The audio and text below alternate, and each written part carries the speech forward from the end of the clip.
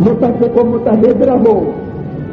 اگر جزوی طور پر ذاتی طور پر آپ کے ظاہر میں اختلاف کیوں نہ ہو، لیکن جب مسجد میں امامداری میں خصوصاً عزاداری سید الشہداء علیہ السلام کے حوالے سے آتے ہیں تو پھر وہ ذاتی عناد و بغض کو وہاں گھر میں رکھ کر امام والی مسجد میں آیا کرو. مقررین سے بھی میں بھی خواہش کرتا ہوں خدا کے لیے، منبر حسینی لوگوں کے جوڑنے کے لیے ہے، لوگوں کو آپس میں ملنے کے لیے ہے، لوگوں کے درمیان اتفاق و اتحاد ڈالنے کے لیے ہے. لوگوں کو اس منبر حسینی سے محبت کا پیغام دو، لوگوں کو اس منبر حسینی سے اخوت کا پیغام سنا دو، تاکہ جب آپ کے منبر سے لوگ اٹھیں گے تو وہ یہ احساس نہ کرے کہ یہ اردو زبان ہے، یہ پشتو زبان ہے، یہ سندھی ہے، یہ شمال علاقہ جات والا ہے، یہ کہاں کا ہے. وہ صرف یہ احساس کر لے کہ ہم سب حسینی ہے.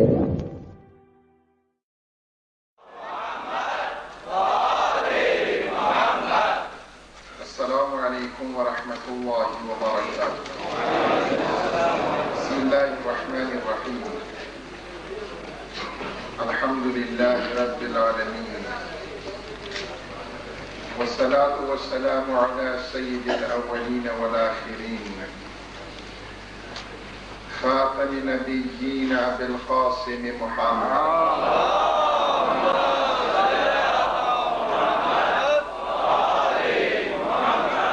وعلى المعصومین من آلہ والمنتجبین من صحبه والسلام علينا وعلى عباد الله الصالحين.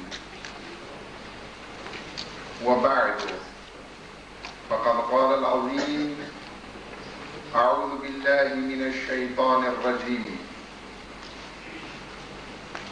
إن هذا القرآن يهدي للتي هي أقوم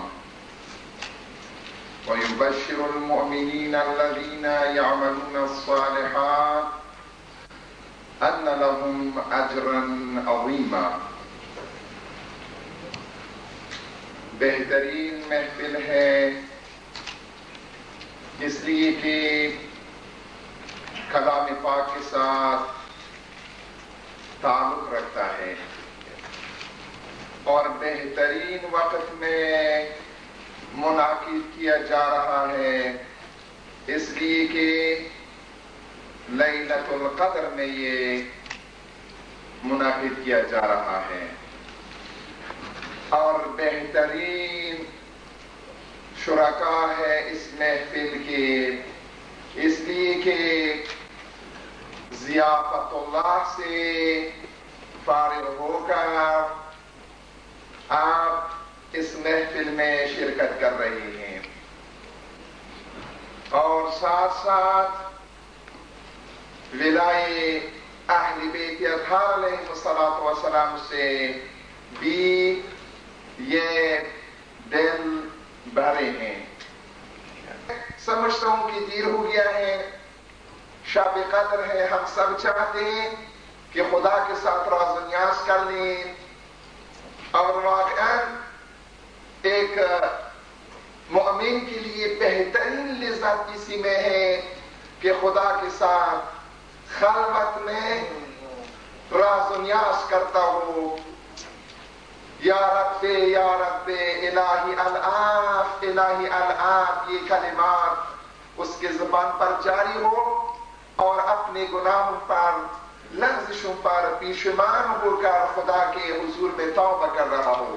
بہترین لذت ایک مومن کے لیے یہی ہے، اور بہترین حالت یہی ہے.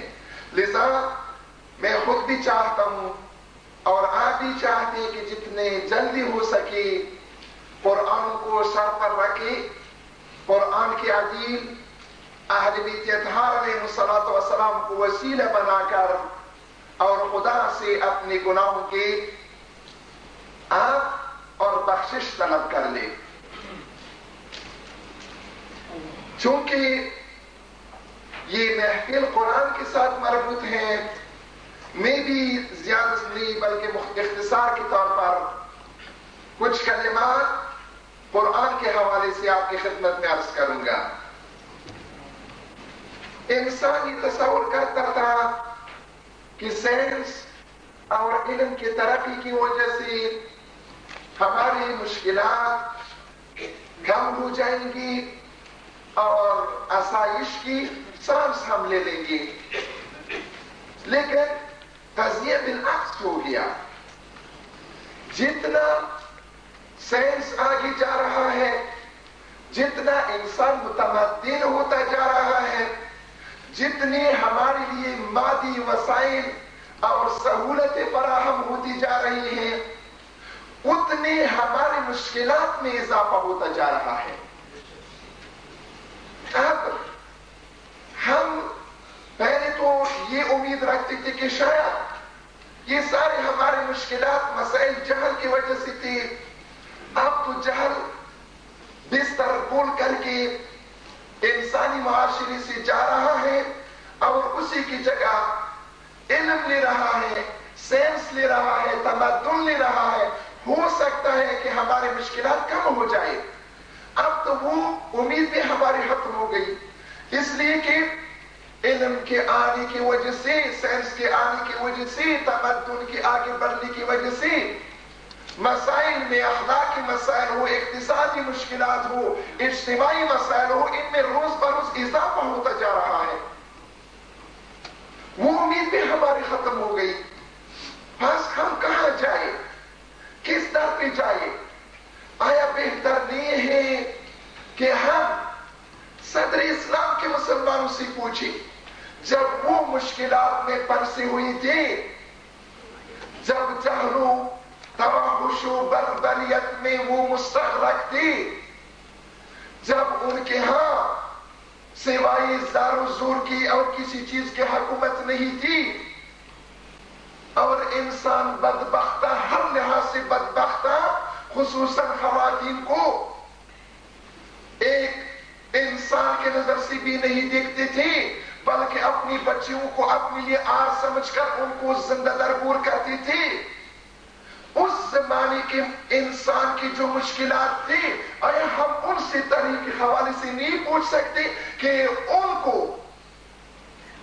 ان مشکلات سے کس چیز نے نجات دلوایا؟ ان کے لیے کون سی دوا مؤثر ثابت ہوئی؟ پھر ہم مسلمان بھی، ہم اس دور میں جو علم اور ایٹم کا دور کہلایا جاتا ہے، اس دور کا انسان بھی اسی کو استعمال کر دے، انشاءاللہ جس طریقے سے ان کے جہل و بربریت ختم ہو کر ایک بہترین اور شریف اور بااخلاق و بافضیلت انسان بن گیا اور ان کے مسائل حل ہو گئی، مشکلات حل ہو گئی، صلح و صفائی کے ساتھ، صمیمیت کے ساتھ، شرافت کے ساتھ زندگی بسر کرنے لگی، شاید وہی شرافت، وہی عظمت، وہی فضیلت ہمیں بھی میسر ہو جائے۔ تو تاریخ کے حوالے سے جب ہم خود بانی اسلام کی خدمت میں جاتے ہیں تو ان کا یہ فرمان ہماری نظروں میں، نظروں کے سامنے واضح آتا ہے۔ اذا التبست علیکم الفتن کاقطع اللیل المظلم فعلیکم بالقرآن۔ جب تم مسلمانوں کو، چونکہ رسول اکرم صلی اللہ علیہ وآلہ وسلم کو آئندہ مسلمانوں کا اور آئندہ انسانوں کے مسائل کا، مشکلات کا پتہ تھا، جس طرح کہ انہوں نے متعدد احادیث میں ان چیزوں کی طرف اشارہ کیا ہے، لذا انہوں نے علاج بھی بتایا کہ جب تم پر مسائل، مشکلات، فتنے آپ پر آ جاتے ہیں اور تم ان میں پھنس جاتے ہو تو پھر آپ لوگوں کو گھبرانے کی کوئی ضرورت نہیں ہے۔ تو قرآن جو خدا کا کلام ہے، جس کے متعلق خداوند متعال فرماتا ہے، کتاب انزلناہ علیک لتخرج الناس من الظلمات الى النور۔ اے رسول، ہم نے اس کتاب کو اس لیے تجھ پہ نازل کر دیا تاکہ اس کتاب کے ذریعے لوگوں کو، انسانوں کو تم جہالت سے، تاریکیوں سے نور کی طرف، علم کی طرف، ہدایت کی طرف نکال دے۔ تو اب جب مبارک رب نے علاج ہمیں دے دیا، اب ہم دیکھتے ہیں ہماری کیا مشکلات ہیں، کون سی فتنے ہم پر آئے ہیں۔ قومیت فتنۃ من الفتن، یہ قومیت کا، لسانیت کا جو ایک فتنہ آج کل خصوصاً پاکستان میں ہمارے سروں پر آ پڑا ہے، یہ ایک فتنہ ہے۔ لذا اگر ہم چاہتے ہیں کہ اس فتنے سے بچ جائیں تو پھر صرف اور صرف ہمیں قرآن کے ہاں پناہ لینا چاہیے، وَإِلَّا معلوم نہیں کہ اگر یہ فتنہ جاری رہا کل کے پاکستانی اور کل کے پاکستانی مسلمان کا کیا حشر ہوگا۔ ہم تو آئندہ اور مستقبل کا ان نعروں کے حوالے سے پاکستان کا مستقبل بہت سخت خطرناک دیکھ رہے ہیں۔ اسی طریقے سے ڈیموکریسی، جمہوریت فتنۃ من الفتن، یہ ایک فتنہ ہے ان فتنوں میں سے۔ آپ نہیں جانتے کہ اس جمہوریت کے نام پر لوگوں نے کیا بنائے، لوگوں کے سروں پر لائے۔ اب اگر ہم چاہتے ہیں کہ اس فتنے سے ہم صحیح و سالم، کہ ہماری ایمان کو خطرہ نہ پہنچے، نکل جائے، تو پھر ہمیں قرآن کی طرف رجوع کرنا چاہیے۔ جیسے مجھ سے پہلے برادر بزرگوار حجت الاسلام آغائی شیخ محسن علی نجفی حفظہ اللہ تعالیٰ نے قرآن کے حوالے سے آپ کی خدمت میں آرائز پیش کیے۔ اسی طریقے سے فیشن فتنۃ من الفتن، آج کل ہماری معاشرے میں، ہماری بہنوں میں یہ فیشن یوں ایک بلا اور ایک فتنہ شروع ہو گیا ہے۔ پتہ نہیں کہ یہ ہماری بچیوں کا، ہماری بہنوں کا کیا کر دے گا۔ اگر ہم چاہتے ہیں ہمارے بہنیں، ہمارے مائیں، ہماری بچیاں اس فتنے سے ایسے نکلنا چاہتے ہیں کہ ان کا ایمان محفوظ رہے، تو پھر علاج صرف اور صرف قرآن۔ اسی طریقے سے اگر ہماری دوسرے مسائل ہیں، مشکلات ہیں جن کے متعلق میں تفصیل عرض نہیں کرنا چاہتا ہوں، یہ سب کے سب فتنے ہیں۔ اب ان فتنوں سے ہمیں نکلنے کے لیے قرآن اور قرآن کی طرف رجوع کرنا چاہیے۔ قرآن کی طرف ہم نے مغرب کی طرف رجوع کیا کہ وہ ہمارے مسائل کا حل دے دے، بے خدا نہ صرف ہمارے مسائل حل نہیں کریں گے بلکہ پیچھے تار کر دیں گے۔ مشرق کی طرح ہم نے گدائی کا ہاتھ دراز کے ہی حال ہوگا۔ اس لیے ہمیں صرف اور صرف قرآن کی طرف رجوع کرنا چاہیے۔ خود بنی قرآن یہی فرماتے ہیں کہ قرآن شافع مشفع وماحر مصدق، من جعله امامه قاده الى الجنہ، جس نے قرآن کو اپنے سامنے رکھ لیا، امام قرار دیا اور اس کی پیروی کی، تو اس کا جگہ بہشت ہوگا۔ ومن جعله خلفہ، اور جس نے قرآن کو پیچھے چھوڑ دیا، قرآن کی مخالفت کیا، ساقہ الی النار، تو یہ قرآن کو چھوڑنا، قرآن کی مخالفت کرنا اس انسان کو جہنم لے جائے گا۔ اسی طریقے سے دوسری جگہ میں فرماتے ہیں ان ھذا القرآن سبب طرفہ بید اللہ وطرفہ بایدیکم، اے مسلمانوں یہ قرآن سبب ہے اور اس کے دو طرف ہے، ایک طرف اس کا خدا کے ہاتھ میں ہے، آسمان میں ہے، اور دوسرا تمہارے ہاتھ میں ہے۔ فتمسکوا بہ، بس اے مسلمانوں اس قرآن کی پیروی کر لو، اس قرآن کی مطابقت کر لو۔ اگر تم نے مطابقت کی فإنکم لن تضلوا ولن تهلكوا ابدا، اگر تم نے قرآن کی پیروی کی اور قرآن سے متمسک ہو گئی تو تم نہ گمراہ ہوں گے اور نہ ہلاک ہوگی، کبھی بھی آپ لوگ ہلاک نہیں ہوں گے۔ اسی طریقے سے ہم جہاں قرآن کا ذکر کرتے ہیں وہاں پر ضروری ہے کہ قرآن کا عدیل جس طریقے سے قرآن ہم پہ ہو جاتے وہاں پر اطرت کا ذکر کر لی، اور اطرت میں خصوصاً وہ ہستی جس کے ساتھ یہی ایام متعلق ہے، یعنی مولائے کائنات امیر مؤمنان حیدر کرار علی بن ابی طالب علیہ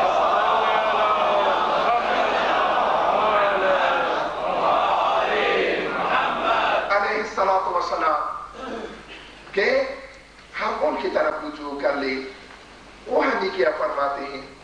امیر المومنین بھی ہمیں یہی فرماتے ہیں کہ اگر تمہارے درد ہیں تو تمہارے دردوں کے لیے، تمہارے مشکلات کے لیے دوا قرآن ہے۔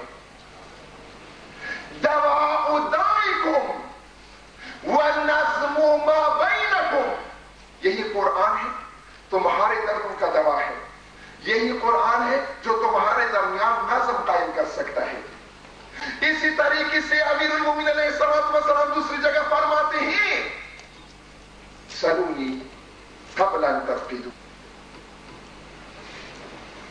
فوالذی فلق الحبة وبرأ النسمة لا تسألوني عن آية من كتاب الله إلا خبرتكم بها متى نزلت في ليل أو نهار، في مسير، في مقام أو مسير، في سهل أو جبل، في من نزلت، في مؤمن أو منافق،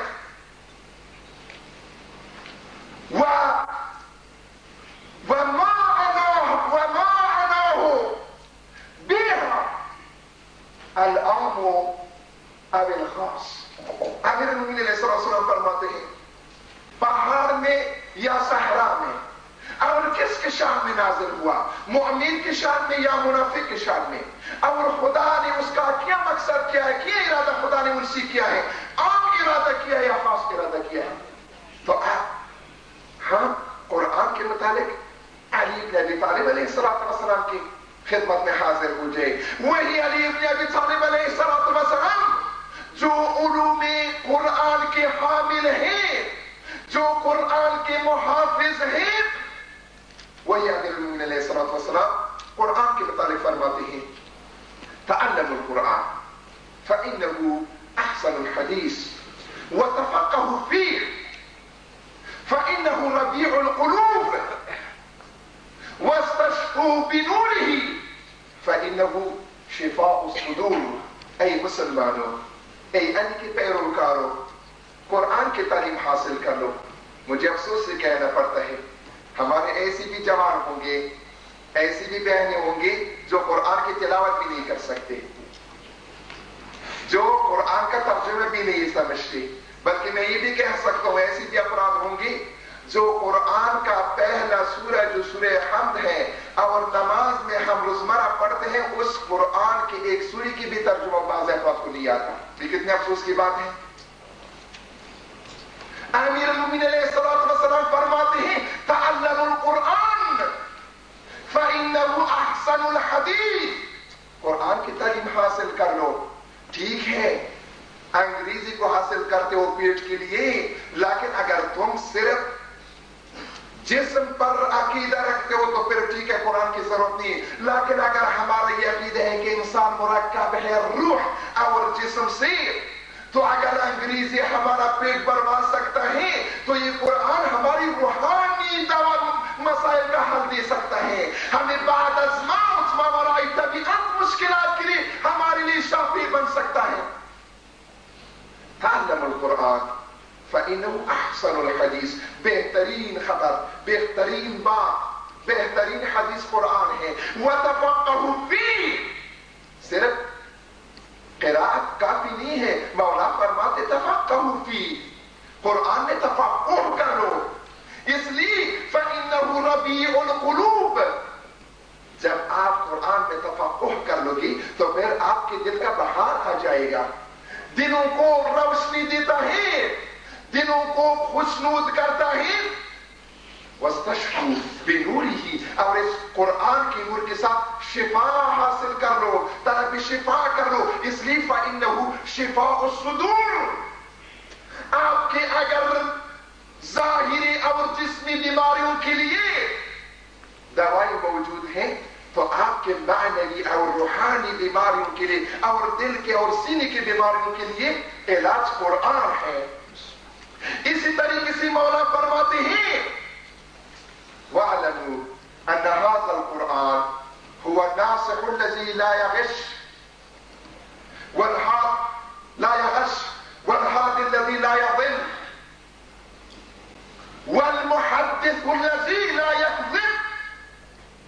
سمجھ لو اے مسلمانوں، قرآن وہ ناصح ہے، وہ نصیحت کرنے والا ہے جو کسی کو دھوکہ نہیں دیتا، اس کا بات صحیح ہوتا ہے، اس میں غش نہیں ہوتا۔ اور یہ قرآن وہ ہادی ہے، ہدایت دینے والا ہے جو کبھی کسی کو گمراہ نہیں کرتا، اور یہ قرآن وہ بات کرنے والا ہے جس میں کبھی جھوٹ نہیں ہوتا۔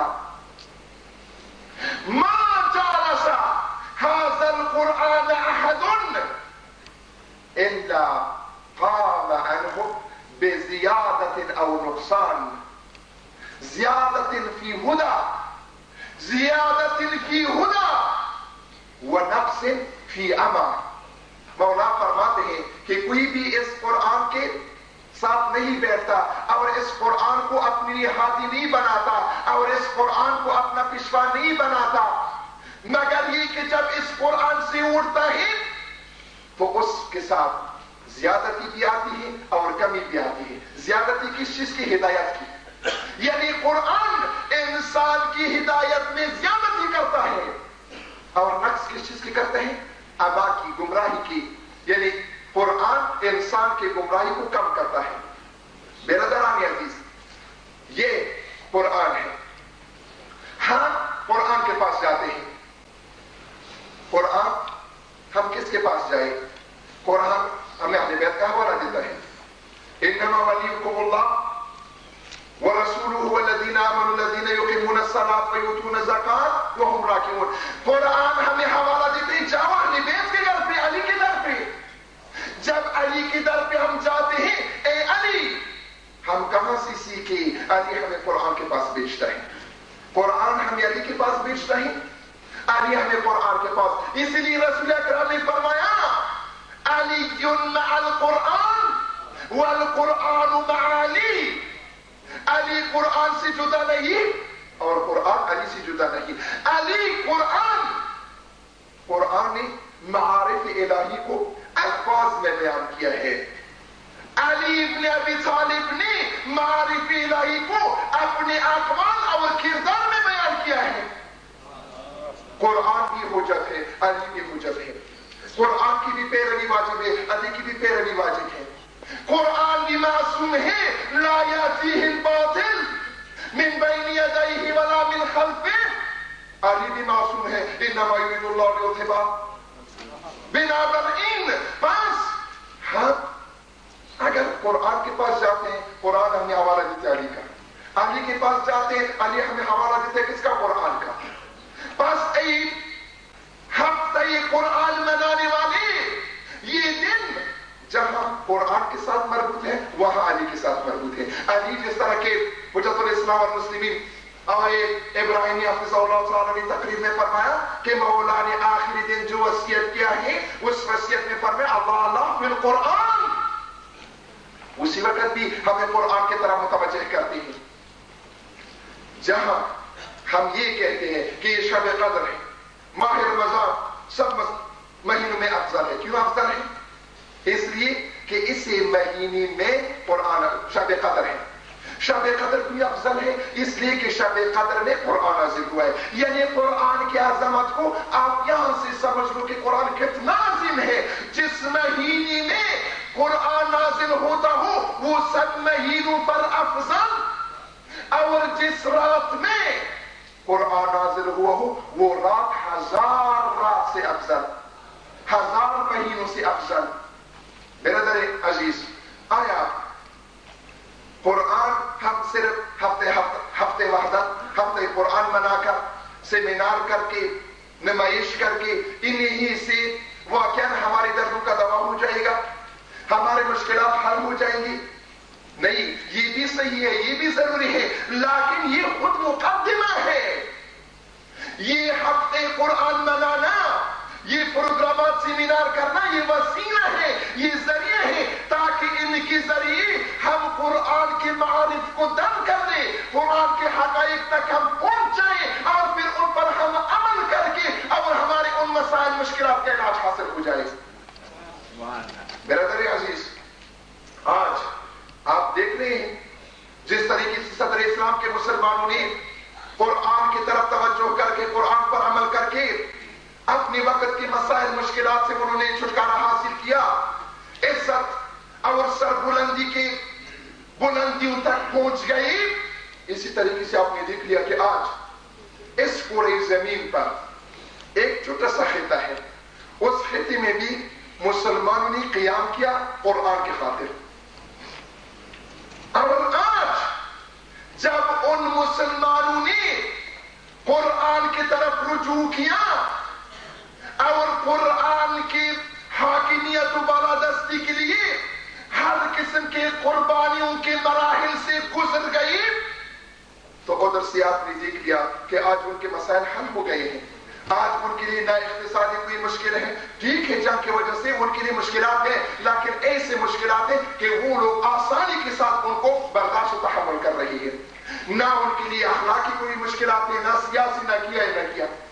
آج وہ عزت کے ساتھ، وقار کے ساتھ اور طاغوتی طاقتوں کے غلامی سے آزاد ہو کر زندگی گزار رہے ہیں۔ آج آپ مجھے بتائیے کہ اس کره زمین پر کون سی مملکت ہے جو بھی یک وقت دونوں طاغوتی طاقتوں کو چیلنج کر رہا ہو؟ صرف اور صرف ایرانی اسلامی کے مسلمین ہے جو قرآن کو ہاتھ میں اٹھا کر قرآن کی سائے میں پناہ لے کر دونوں طاغوتی طاقتوں کو چیلنج کر رہی ہے۔ میں نے کل رات پشاور میں ایک جگہ پروگرام تھا، درس میں میں نے عرض کیا کہ آج یہ جو خلیج میں روسی آتے ہیں، امریکی آتے ہیں، آپ کو پتہ ہے کیوں آتے ہیں؟ بے خدا میرا یہ عقیدہ ہے، یہ دونوں طاقتیں ایران سے یہ پنجہ آزمائی کرنے کے لیے، ایران سے مقابلے کرنے کے لیے دونوں گھبرا رہے ہیں، دونوں ڈرتے ہیں۔ روس بھی ایران سے آمنے سامنے سے ڈر رہا ہے، امریکہ بھی ڈر رہا ہے۔ میں یہ نہیں کہتا، میں نے خود اخبارات میں کل یہاں بھی پڑھا، اور پہلے دن جو واقع ہوا ایران کے ریڈیو سے بھی میں نے سنا، جب لندن سے وہ خبر دے رہا تھا کہ جب امریکیوں نے، امریکی اخبارات نے یہ خبر پڑھ لیا کہ خلیج میں ان کے ایک جہاز پر حملہ ہوا ہے تو ان کے حوصلے پسپا ہو گئے، سارے پریشان ہیں۔ جب ان کو پتہ چل گیا کہ یہ حملہ عراق کی طرف سے ہے تو انہوں نے راحتی کا سانس لے لیا۔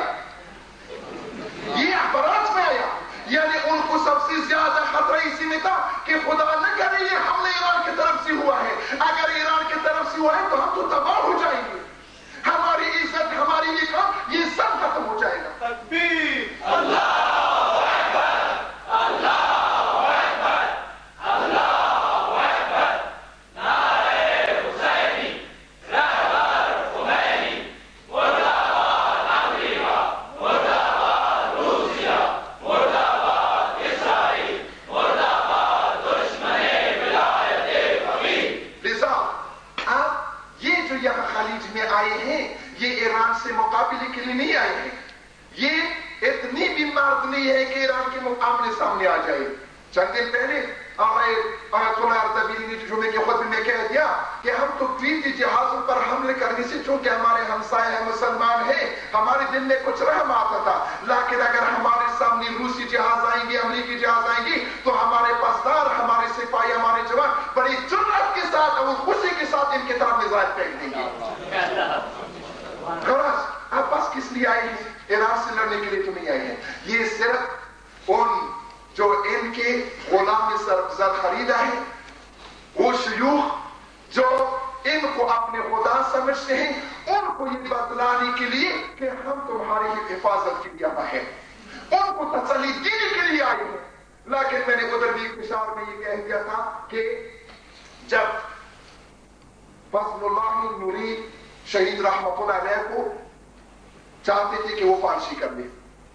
تو اس زمانے میں انگریزوں کی وہاں پر حکومت تھی، جیسا کہ شاہ کے زمانے میں امریکی کی حکومت تھی. تو آدمی ان کے پاس آئے کہ اگر آپ فلان مثلا غیر اسلامی سفارت میں پناہ لے جائیں گے تو پھر آپ کو پناہ مل جائے گی اور آپ فارسی سے پڑھ سکتے ہیں. انہوں نے کہہ دیا کہ یہ کبھی نہیں ہو سکتا. بعد میں دوبارہ آدمی آ گئے کہ اگر آپ ان کے سفارت خانے میں جانے سے گھبراتے ہیں تو ہم ان کی ایک پرچم کو، ایک جھنڈے کو لا کر آپ کے گھر کے دروازے کے اوپر کھڑا کر دیں گے اور اس پرچم کی وجہ سے وہ تمہیں معاف کر دیں گے اور آپ کو پارسی نہیں کریں گے. انہوں نے کیا جواب دیا؟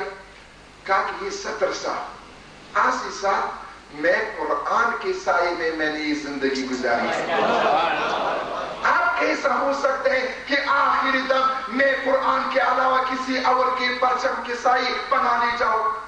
میں نے کہہ دیا کہ یہ عرب آپ کبھی امریکہ کو کہتے ہیں کہ آپ اپنی پرچم ہماری جہازوں پر لہراؤ، کبھی روس کو گدائی کرتے ہیں. میں کہتا ہوں کہ نہ امریکہ ان کو بچا سکتے ہیں نہ روس، اس لیے کہ ان کے اپنے جہاز محفوظ نہیں ہیں. اگر ان عربوں کو تحفظ ملے گا تو صرف اور صرف اسلام کی طرف پلٹ جائے. کہ خدا اگر آج انہوں نے صدام کی اعانت سے ہاتھ اٹھا دیا اور یہ کہہ دیا کہ ہم مسلمان ہیں اور اسلام کی بالادستی کے لیے کام کریں گے تو ان کے سب کچھ محفوظ ہو جائے گا. یہ ہے کہ آپ یہ بدبخت نہیں سمجھتے کہ ہمیں مثلا تحفظ کہاں ملے گا. انہوں نے جگہ گم کر دیا ہے. اگر ان کو تحفظ ملے گا تو صرف اور صرف اسلام کے پرچم کے نیچے. برادران عزیز، باتیں کرنے کے لیے بہت ہیں لیکن چونکہ اعمال کا وقت آ گیا ہے، ہم چاہتے تھے کہ شریعت بل کے حوالے سے کچھ بات کر لیں.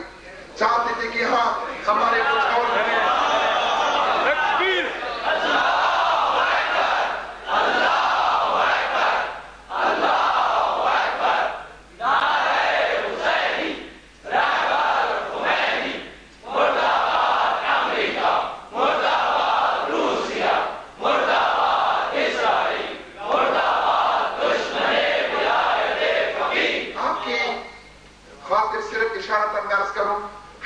سیمینار کر رہے ہیں، یہ ہفتے قرآن منانا چاہتے ہیں، یا مثلا 6 جولائی کو قرآن و سنت کانفرنس کے نام سے لاہور میں ہم کانفرنس کرنا چاہتے ہیں، ہم بتانا چاہتے ہیں کہ پاکستان کی شیعہ مسلمان ہیں اور شیعہ دل و جان سے قرآن و سنت کی بالادستی کے علاوہ کسی اور قانون کو، کسی اور نظام کو برداشت نہیں کر سکتے. البتہ مجبوری کی وجہ سے بنی امیہ نے بھی نظام مسلط کیا تھا، بنی عباس نے بھی مسلط کر دیا تھا، لیکن جان و دل سے ان کو بھی ہم نے قبول نہیں کیا تھا.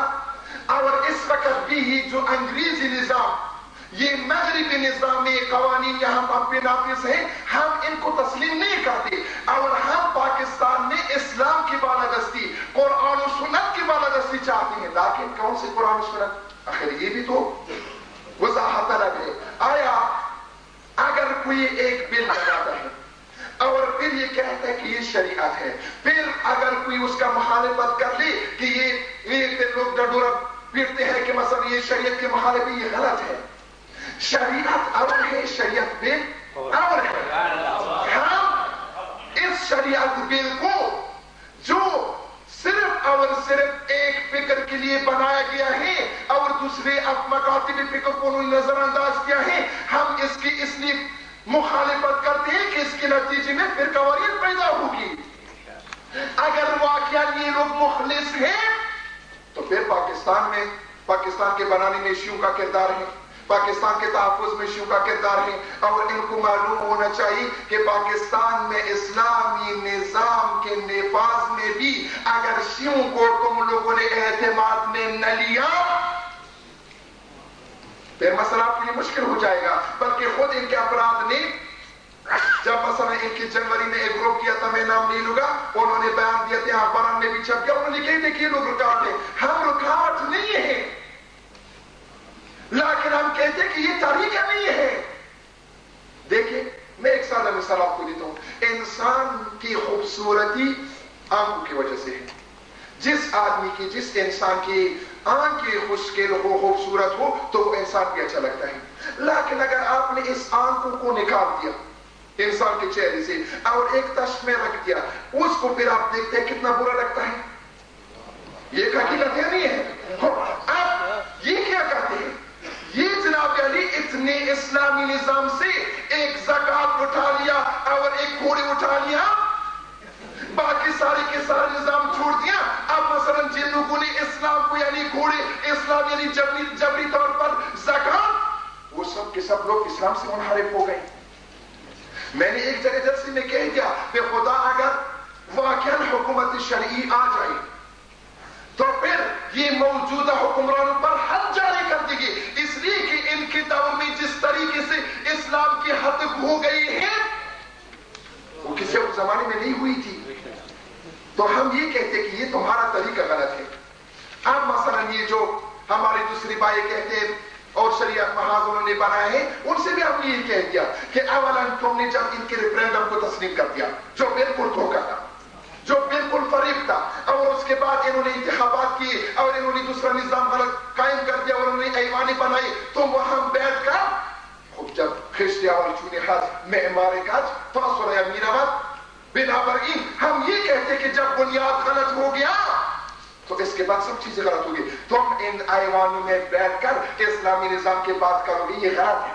پہلے ان سب ابتدا سے لے کر آخر تک یعنی صدر سے لے کر وزیر اعظم تک، ان کے قبیلے تک، ان کے مثلا یہ ایوانے، ان سب کو غلط سمجھ لو، اور اس کے بعد پھر ان کے خلاف اور یہ جو تابوتی طاقتیں جو اصل ہماری مسئلہ وہی لوگ ہیں، امریکہ ہے یا دوسری مثلا تابوتی طاقت ہے، ان کے خلاف کام شروع کیا جائے، اس کے بعد مسئلہ حل ہو جائے گا. وَإِلَّا امریکہ کو چھوڑ دو، امریکہ کو کچھ مت کہہ دو، مثلا دوسری جو طاغوتی طاقتیں ان کو چھوڑ دو. اس کے بعد آپ شریعت بل کے پیچھے لگے. ہم یہ کہتے ہیں کہ چونکہ ہمارے یہ بھائی واقعا شریعت بل میں مخلص نہیں ہے، لذا جب مخلص نہیں ہے تو شریعت کیسا نافذ ہو جائے گا؟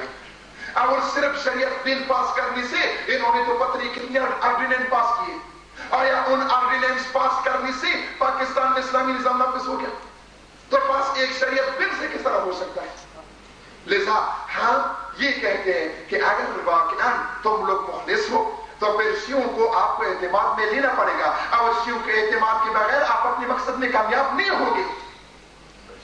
لذا ہم یہ کہتے ہیں کہ قرآن و سنت کا پرس کریں گے یا قرآن کا ہفتہ منائیں گے. ہمیں کوئی بتانا چاہتے کہ ہم مسلمان ہیں، ہم پاکستان میں قرآن کی بالادستی چاہتے ہیں. ہم واقعا اگر تم لوگ مخلص سے خلوص کے ساتھ میدان میں آ گئے بے خدا تم سے پہلے ہم شیعہ قرآن کے لیے اور دین محمدی کے لیے ہر قربانی دے دیں گے. لیکن اگر ہم نے دیکھ لیا کہ آپ میں خلوص ہے، اب ایوازِ اس کی کہ یہ مثلا ہمارے بھائی جو شریعت محاذ میں بھی ہے ہمارے لیے وسعت صدر سے کام لے لے، تنگ نظری کو چھوڑ دے، ایوازِ اس کے وہ مثلا اور تنگ نظری کرتے ہیں. جب ان کے جلسے ہوتے ہیں، مثلا ابھی چند دن پہلے پنڈی میں ایک جلسہ تھا جب پنڈی میں دھماکہ ہوا تھا، تو ادھر مدرسہ اطلاقی میں ہمارے جو رفقا بیٹھے تھے وہ سن رہے تھے. یہی ایک شخص جو شریعت بل کے محرک ہے وہ تقریر کر رہا تھا. اس تقریر میں کہہ رہا تھا ہم پاکستان میں سوشلزم کو یہ کریں گے، کمیونزم کو یہ کریں گے، سیکولرزم کو یہ کریں گے، اور ساتھ کہہ رہے تھے کہ ہم پاکستان میں خمینی ازم کے خلاف بھی یہ کریں گے وہ کریں گے. یعنی واقعا آیا یہ افراد جو اس وقت امام خمینی جو عالم اسلام کے لیے واقعا سمبل ہے، جس نے سارے مسلمانوں کو عزت کو بحال کر دیا اور جس نے دونوں طاغوتی طاقتوں کو ناکوں کو زمین پر رگڑ دیا، جو شخص امام خمینی یا ان کے جو فکر ہے یعنی امریکہ روس کے خلاف مسلمانوں کو برانا اور مسلمانوں کو آپس میں متحد کرنا، جو امام خمینی کے اس فکر کے خلاف ہو، آیا وہ پاکستان میں اسلامی نظام نافذ کر سکتا ہے؟ لذا کہتے کہ شیعہ تو قرآن ہی نہیں مانتے. ہمارے اس بھائی نے بھی یہ سوال کیا ہے، شیعہ قرآن کی تحریف کے قائل ہے. آخر تعجب یہ ہے اگر قرآن تو صاحب کہتے ہیں اِنَّا نَحْنُ نَزَّلْنَا الذِّكْرَ وَإِنَّا لَهُ لَحَافِظُونَ. ہم یہ کہتے ہیں کہ قرآن کا یہ آیت دلیل ہے اس بات پر کہ قرآن میں نہ کمی ہوئی ہے نہ زیادتی. اور ہمارے جتنی بھی بزرگان ہیں ائمہ اطہار علیہ السلام کے علاوہ شیخ صدوق سے لے کر شیخ کلیمیر، شیخ مفید، شیخ سید مرتضی، سید رضی، شیخ توسی، اور اس وقت جو ہمارے مراجع تقلید ہیں ان تک آپ سارے محققین کی کتابوں کو دیکھو، کوئی بھی ہمارے بزرگان میں سے محققین میں سے تحریف کے قائل نہیں ہے۔ اگر ایک دو روایات کی بات کرتے ہیں تو ہم نے جب اسلام آباد میں ایک مرتبہ ہمارے ختم نبوت کے ساتھ بات چیت ہوئی تھی اور حجت الاسلام آئے شیخ حسین علی نجفی بھی اس وقت موجود تھے، انہوں نے یہ بات کی تو میں نے ادھر بھی کہہ دیا تھا کہ اگر تم روایات کی بات کرتے ہو، اگر تم شیعہ کتاب میں ایک روایت بتاؤ گے تو ہم آپ کی کتابوں میں 10 روایت آپ کو بتائیں گے، لیکن صرف کتاب میں اس قسم کے حدیث کا موجودگی دلیل نہیں ہے کہ پاس مثلا ہم تعریف پر قائل ہیں۔ شیعہ تعریف پر قائل نہیں ہے، یہ شیعوں پر تہمت ہے، یہ شیعوں پر جھوٹ ہے۔ اسی طریقے سے امام زمان علیہ السلام کے قرآن کے متعلق جو سوال کیا گیا ہے، اس کے سلسلے میں بھی ہمارے فقہاء نے مجتہدین نے جوابات دیے ہیں۔ وہ جو امیر المومنین علیہ السلام نے جمع کیا تھا وہ یہ قرآن تھا اور اس کے ساتھ تفسیر تھا، ناسخ و منسوخ و تعویلی ساری چیزیں کہاں نازل ہوا، کس پر نازل، یہ ساری چیزیں ان کے ساتھ ہیں۔ بنابراین بس اصل قرآن جو اس وقت موجود ہے یہی ہے، نہ کم ہے نہ زیادہ ہے، اور وہ جو امام زمان علیہ السلام کے ساتھ ہیں وہ وہی چیز ہے جو امیر المومنین علیہ السلام نے اصل قرآن کے ساتھ تفسیر لکھا ہے، اور یہ جو ناسخ و منسوخ ہو یہ ساری چیزیں انہوں نے بتائی ہیں۔ بنابراین پاس اگر کسی شیعہ سے مقرر سے آپ نے اس قسم کی باتیں سن لی، اس پر باور نہ کرو، یہ شیعوں پر بہتان ہے، یہ شیعوں پر تہمت ہے، اور شیعہ تحریف قرآن کے قائل نہیں ہے۔